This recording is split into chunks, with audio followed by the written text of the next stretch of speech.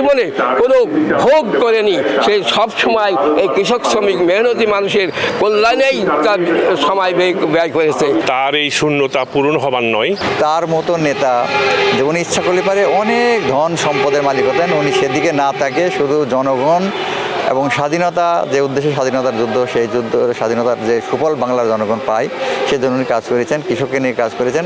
শহীদ মারফত আলী কৃষক শ্রমিক মেহনতি মানুষের মানে সবসময় তাদের কল্যাণমুখী রাজনীতি করেছেন এবং ছাত্রছাত্রী শিক্ষার অঙ্গনে শিক্ষা না হলে জাতি যে পঙ্গু হয়ে যায়, এই শিক্ষা অঙ্গনে সে আন্দোলন করেছে এবং এই সরকারি কলেজ তার মনের ভিতরে একটি বাসনা যে এই অঞ্চলের সমস্ত কৃষক শ্রমিক মেহনতি মানুষের ছেলেরা শিক্ষিত হয়ে আজকে দেশ পরিচালনা করবে, দেশের বিভিন্ন জায়গায় বিভিন্ন পদে তারা চাকরি করবে এবং কৃষকের কল্যাণমুখী তারা কাজ করবে।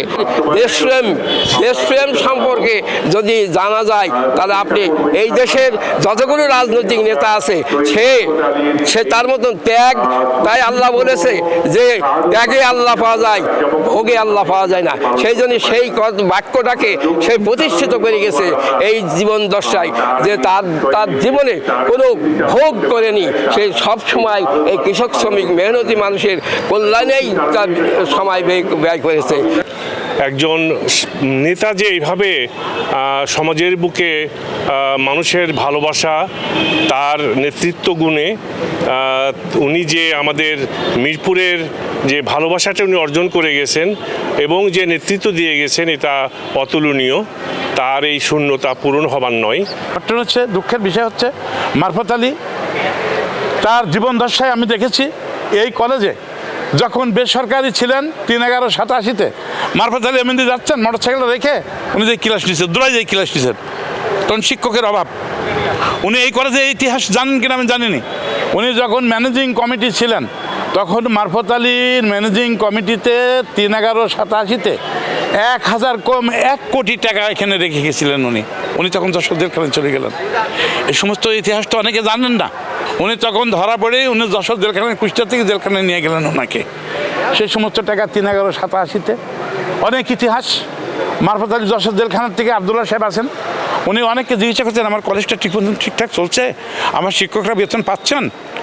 আমি যেখানে দাঁড়িয়ে কথা বলছি, মানুষ তো সবাই একরকম আসে না। ৩ টাকার গপ্প নেই, কোটি টাকার স্বপ্ন দেখা যায়।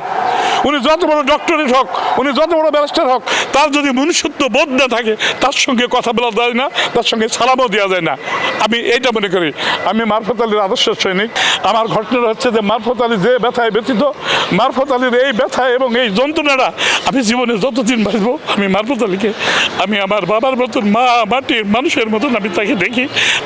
কৃষক নেতা মানে কৃষকই ছিল তার আদি প্রাণ। কৃষকের সন্তানরা কীভাবে মানুষ হয়, বড় হবে, লেখাপড়া শিখবে, এটাই ছিল তার একমাত্র। তার মতো নেতা যে উনি ইচ্ছা করলে পারে অনেক ধন সম্পদের মালিক হতেন, উনি সেদিকে না তাকে শুধু জনগণ এবং স্বাধীনতা যে উদ্দেশ্যে স্বাধীনতার যুদ্ধ, সেই যুদ্ধ স্বাধীনতার যে সুফল বাংলার জনগণ পায় সেজন্য উনি কাজ করেছেন, কৃষককে নিয়ে কাজ করেছেন। তার কীর্তির জন্য এই মানুষ তাকে মনে রেখেছে।